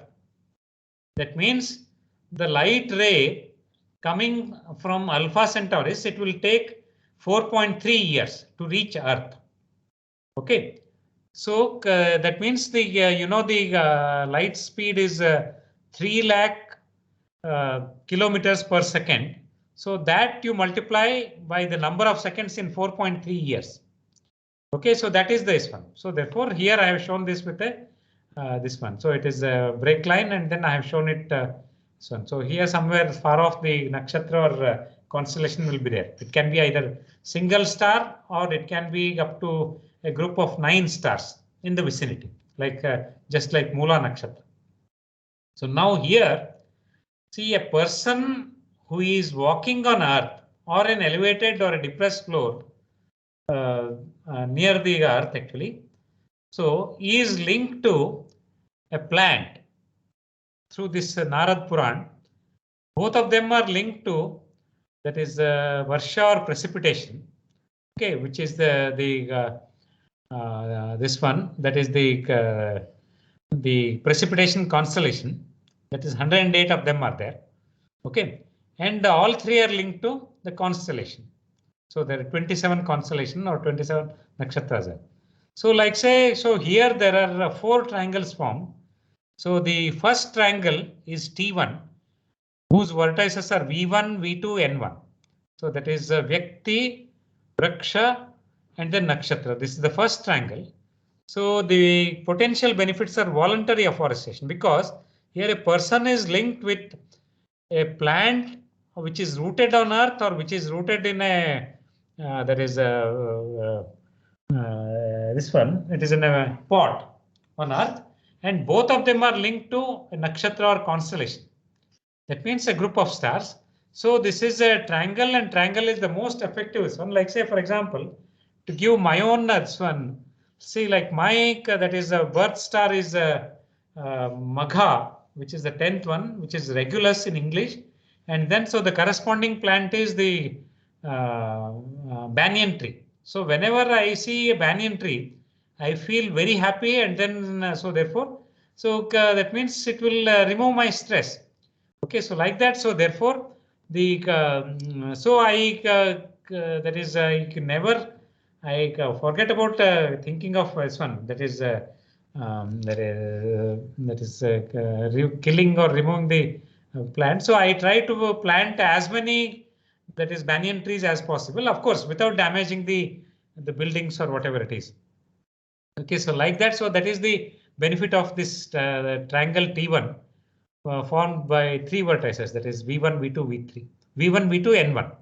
Similarly, the second triangle is T2, which is formed by V1, V2, V3. Okay, so this is Vyakti, Vraksha, and Varsha. So here, so the potential benefit is the spatio-temporal study of the seasonal precipitation. So there are 6 seasons or ritus. Okay. So Vasanta, Grishma, Varsha is one. So therefore, so the spatio-temporal, we can study the seasonal precipitation and its spatio-temporal variation. That means the spatial variation across the space, as well as temporal variation across the time. Okay, and then similarly, third triangle is T3, which is formed by V2, V3, and N1. So here it is the impact of constellation and precipitation on the vegetation. Okay, so that is that can be studied here. And the fourth triangle is T4 formed by V1, V3, N1. So here it is the impact of constellation and precipitation on the person. Okay, so like that. So if there is a lot of work to be done in this area. So if anybody is interested, first and foremost, you please find out your that is the births. This one that is not as per the Western calendar. So ours is much more this one, because Western calendar it is only there are 12 zodiac signs are there, whereas in our case it is 27. So that means the Indian this cosmology or that is cosmic knowledge is 2.5 times more accurate than the Western this one. Okay, so like that, I am not saying that everything in Western this one is wrong. So there are also you can do this one. So therefore you can do and then you can try to promote this one. Next. Next slide, please. So coming to the concluding remarks. Okay, so here climate change needs to be combated effectively for long-term benefit of humankind, as well as other elements, animals and plants. So there is no second one opinion about this. The Indian traditional knowledge related to Vraksha Nakshatra. Vraksha is vegetation, Nakshatra is constellation, which is either a single star or a group of adjoining stars, up to say in this case up to 9 stars, mentioned in Narada Purana, has a great potential to promote voluntary afforestation and to combat climate change. Because if there is a voluntary afforestation, so in forest, so nobody plants the forest plants. Okay, so there actually it is that means the whatever the precipitation takes place, so that goes into the subsurface layers through groundwater recharge, through the stem flow, through the gap between the that is the stem of the forest trees and the soil. And then so through that it enters there. So therefore there is adequate natural groundwater recharge. Okay, and the third is other traditional knowledge, like say for example, so most of the mosques have neem trees, and neem is the most one, that is it has the highest this one that is antiseptic value. Okay, and then similarly Xmas trees, the Christmas trees, which is the casuarina trees, so they are grown in Christmas trees, Christmas season, that is last week of December.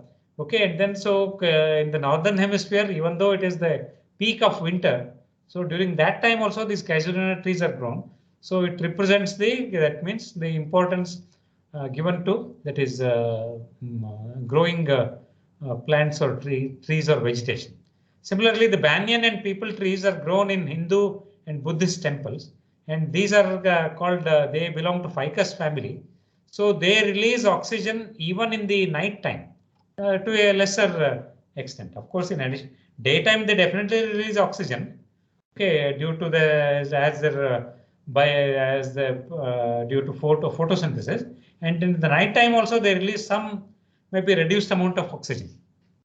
Okay, it has been so therefore they by oxygen they will improve the purity of atmosphere and so on. Okay, so therefore all such traditions which are there in various one like the in the Islamic one or Christian or Buddhist or whatever it is. So they also need to be used for promoting voluntary afforestation. Okay, when there is voluntary afforestation, so there is sufficient as one, and then so there are no forest fires. Unfortunately, we are seeing so many forest fires because of deforestation and then a lot of adverse human intervention. The last point is the modern practices. Here I would like to bring to your knowledge, your notice some of the practices adopted over different countries. Like say in Norway, which is the closest country, one of the closest country to the North Pole.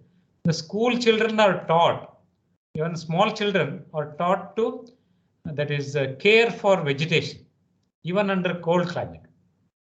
Secondly, Germany has the highest environmental awareness, so they swiftly and systematically shifted to total renewable energy by closing all the nuclear or atomic energy plants. Thirdly, here I would like to mention Switzerland. Switzerland is actually it is a neutral country.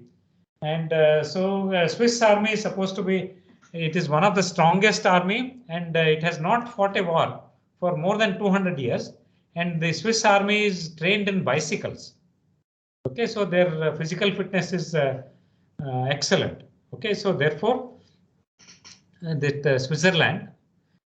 So next is extensively utilizing the drip irrigation to grow orchards even in Israeli deserts. So I mentioned about Negev desert, where the precipitation is as low as 105 millimeters, the normal annual precipitation.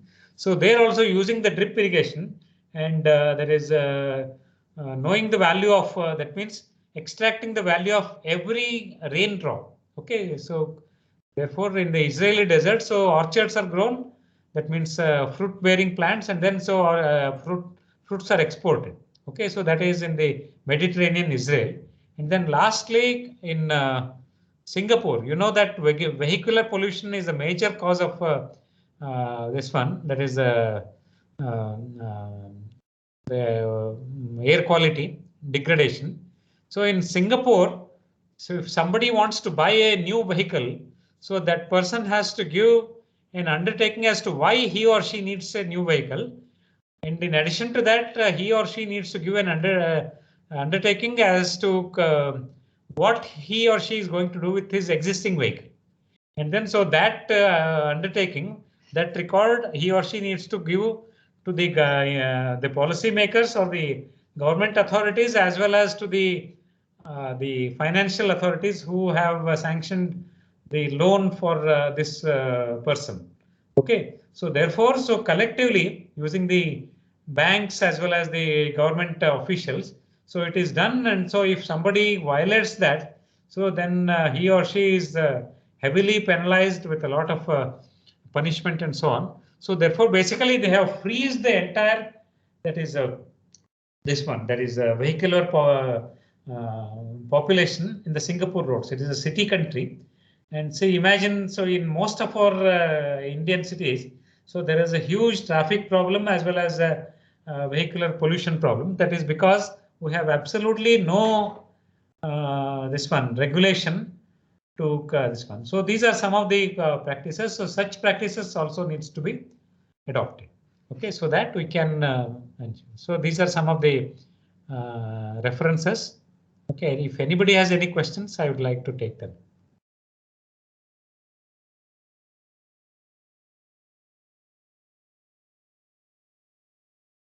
Can be students or it can be TAs or even anyone.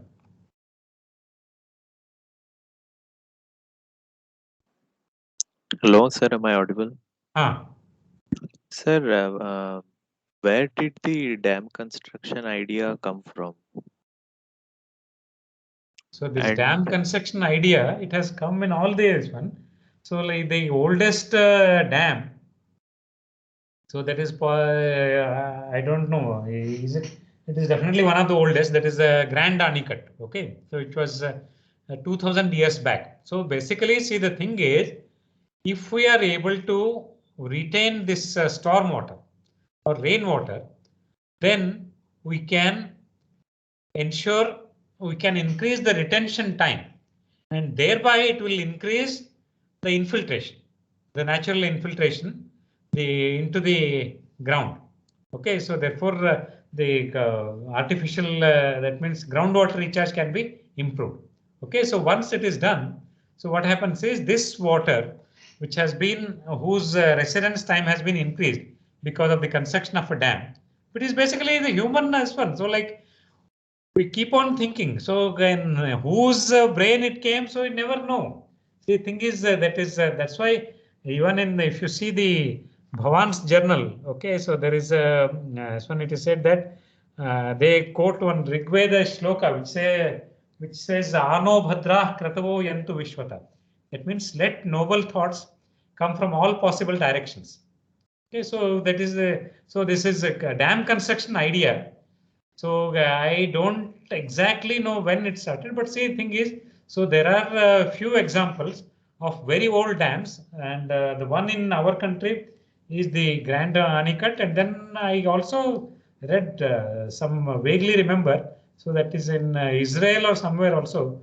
So there were some that is old dams. Okay, where, I do not know at what stage this one, but so they were. So these are the one. So it has parallelly happened in both the places in our country as well as maybe Mesopotamia or something like that in any other river valley civilization.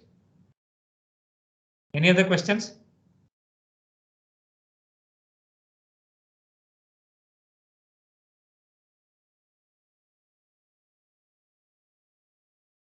Hello, sir.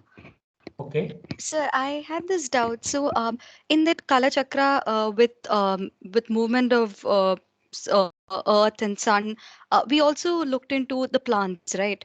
So, is Yeah. it something that these kind of plants would grow better at that time? Is there some relationship to climate also in that?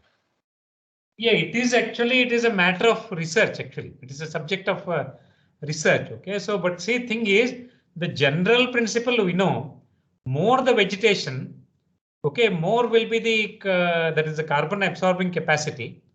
Okay, as well as it will also, the vegetation will also it will that is stop the rain. It will what it will intercept the rain, and then the rainwater will get collected within the leaves of the plant, and then it flows vertically downwards as a stem flow. And this stem flow, it infiltrates into the ground through the small gap. If you see the large plants, so this small gap could be of the order of, say, that is 10 to 15 millimeters, or say 1 to 1.5 centimeter. Okay, so it reaches this one. So therefore, basically, it is a matter of research. Okay, so but the only thing is, I have mentioned here. So this Narad Puran, in fact, I purchased this Narad Puran from this Gita Press as well. So they have a lot of they publish a lot of books related to Indian traditional knowledge as well. So in that I found out, I also verified. So these plants which correspond to this one. So basically what happens is, so the it's mentioned some of the belongingness actually. And then so secondly, it is the many researchers have proved that the plants are the biggest stress busters. Because see, the thing is, when you see a plant, there are only two feelings which you get. If the plant is having enough water as well as enough sunlight, so then the leaves will be lush green leaves. They have full of life. Okay, so it makes anyone feel happy. Or secondly, when the plant is devoid of either water or sunlight or any other parameter, necessary resource. So then the plant will be almost, it will be like very, it will be one. So in that case, it will remind us of our responsibility to provide whatever that resource which is in which it is lacking. It could be water, so we may water the plant, or it could be sunlight. So in that case, we may shift the plant to sunlight, something like that.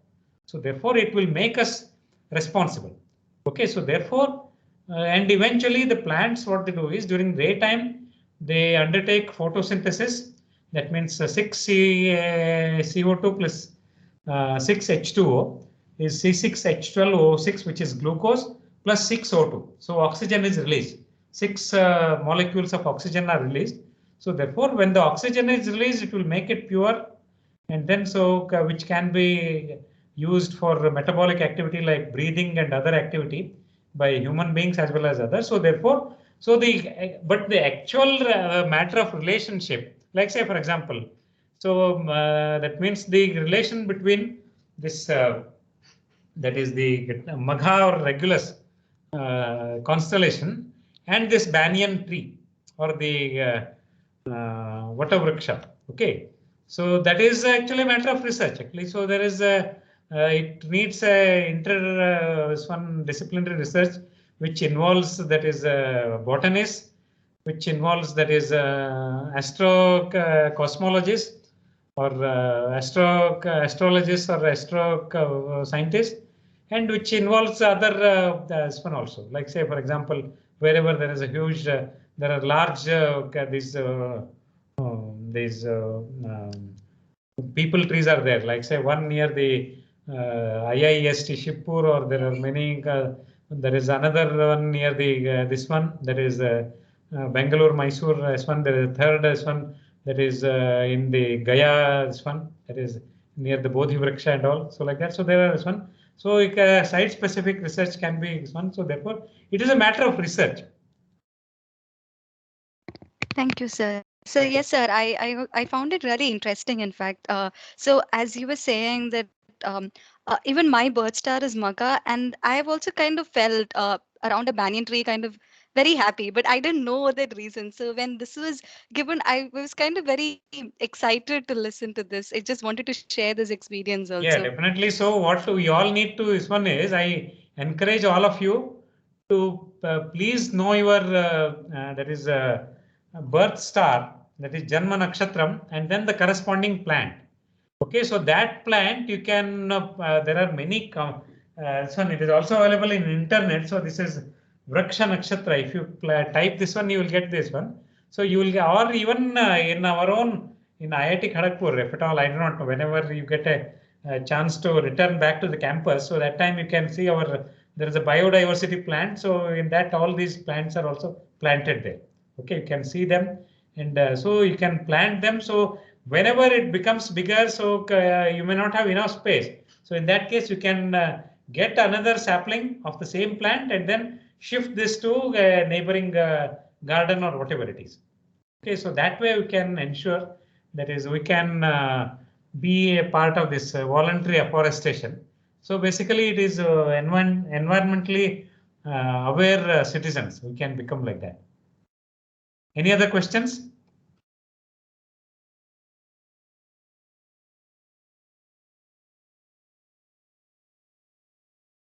Okay, if nobody has any questions, then we'll stop here and then we'll. Sir, Yeah, sir, okay. Yeah. I want to say that can ma'am re-upload that assignment in the group That sheet? actually Professor Anki Banerjee and so they will do that. Okay. Okay, thank you so much, sir.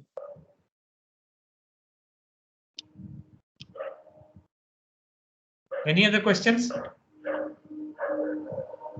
Sir, is there anything such as Sthala Vruksham? Hmm? Is there anything such a thing as Sthala Vruksham?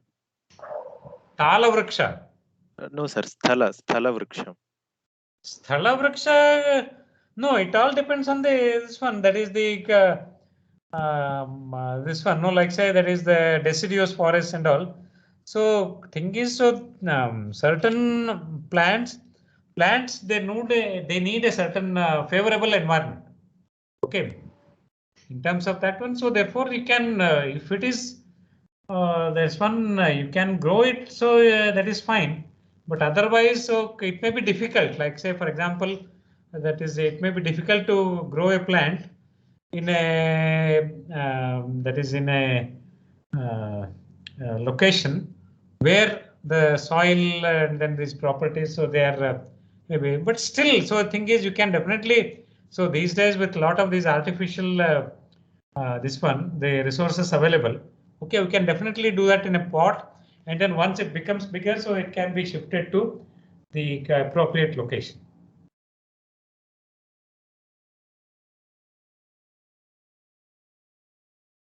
Any other questions?